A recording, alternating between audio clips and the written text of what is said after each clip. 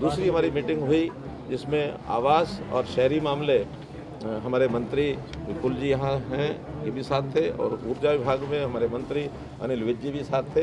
तो अब इनके सामने ही सारे विषयों का जो, क्योंकि शहरी विभाग में बहुत सी स्कीम्स हैं जिनका ग्रांट्स, जिनकी सब्सिडी हम देते हैं, नई पॉलिसी जो बनती हैं उन सब का खास करके एक लेखा जोखा होता है।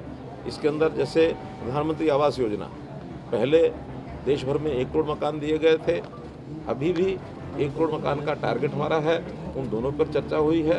उसकी सिलेक्शन कैसे होगी, इसके लिए SCCC डाटा, उसके आधार पर पिछली बार भी उसी में से दिए गए थे। इस बार जो उसमें हमारे SC डाटा में एलिजिबल जो बेनिफिशरीज़ हैं उनको उसमें पहले चरण में रखा जाएगा। इसके बाद टारगेट अगर पूरे नहीं होते हैं और आवश्यकता होगी तो नया सर्वे करा करके भी जो एलिजिबल लोग हैं उनको ये प्रधानमंत्री आवास योजना में लाया जाएगा। फिर मेट्रो, इसका भी जहाँ मेट्रो इस समय अंडर कंस्ट्रक्शन है या चल रही है, जैसे गुरुग्राम है, फरीदाबाद है, बहादुरगढ़ है, कुंडली की लाइन है, इन सब पर भी चर्चा हुई।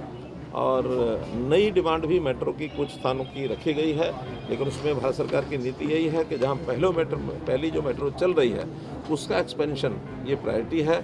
नए शहरों में उसके बाद किया जाएगा, उसके एक्सपेंशन के बाद। आज जैसे अम्बाला के लिए ये विषय है कि अम्बाला शहर, अम्बाला छावनी, यहाँ मेट्रो चलाई जा सकती है, यमुनानगर जगाधरी इसमें चलाई जा सकती है, और इसी प्रकार से जो बड़े शहरों की ये मांग भी आई है। साथ ही PM ई-बस सेवा, इसमें भी कई शहरों के लिए योजना बनाई जा चुकी है। लगभग 450 नई बसें वो शहरी जो हमारी बस सेवा है उसके अंतर्गत लाई जाएंगी। उसका प्रोसेस जो है वो चल रहा है। प्रीपेड मीटर्स, इसकी भी स्कीम दी गई है, उसका केंद्र सरकार की ओर से ग्रांट भी दी जाती है।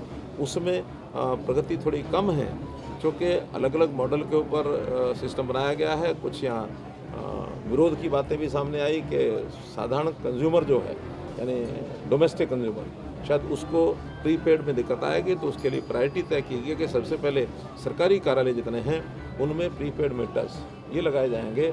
इसके बाद जो एक कंसेशनल रेट्स, इसके करने की भी घोषणा यहाँ पहले से की हुई है। तो उसमें कमर्शियल है, उसमें इंडस्ट्रियल है, उसमें इंस्टीट्यूशनल है, या जो वेल पेइंग कैपेसिटी रखने वाले ऐसे जो कंज्यूमर्स हैं उनके ऊपर पहले लगाएंगे, और शनशः जब इसका लाभ लोगों को पता लगने लगेगा फिर सामान्य कंज्यूमर भी इसमें आ जाएगा। अभी तो जून 26 तक का इसका टारगेट है, लेकिन जैसे जैसे सफलता मिलेगी वैसे वैसे इसको ग्रेडेड तरीके से इसको आगे बढ़ाया जाएगा। अंतोगत्वा ये प्रदेश की जो यूटिलिटीज़ है उनकी सेहत के लिए अच्छा है, तो प्रीपेड मीटरिंग उसकी हो जाए। और इसमें हरियाणा इसमें चूँकि पहले से ही A1 रैंकिंग में है।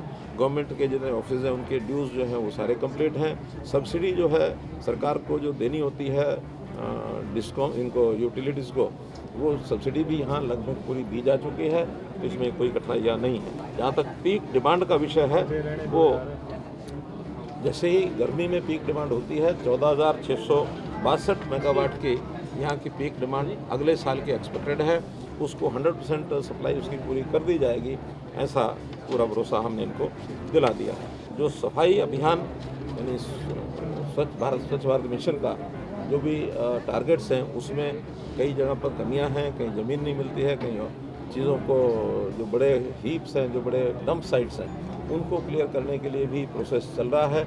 इसमें कुछ प्रतियोगिताएँ आयोजित की जाएँ, जो शहर पहले करेंगे उनको कुछ सुविधाएँ दी जाएंगी। इस प्रकार का भी मैंने उनको कहा, उल्लेख किया है, ताकि उसमें और इसमें आगे बढ़ाया जा सके। जो एक सप्ताह हमने पिछले दिनों में स्वच्छता ही सेवा, ये 17 सितंबर से 2 अक्टूबर तक जो सारे देश भर में चलाया गया था, यहाँ चुनाव के कारण से उसको नहीं चलाया गया था, लेकिन उस काम को अब हरियाणा जम्मू कश्मीर में लागू करके उसको भी पूरा कराया जाएगा।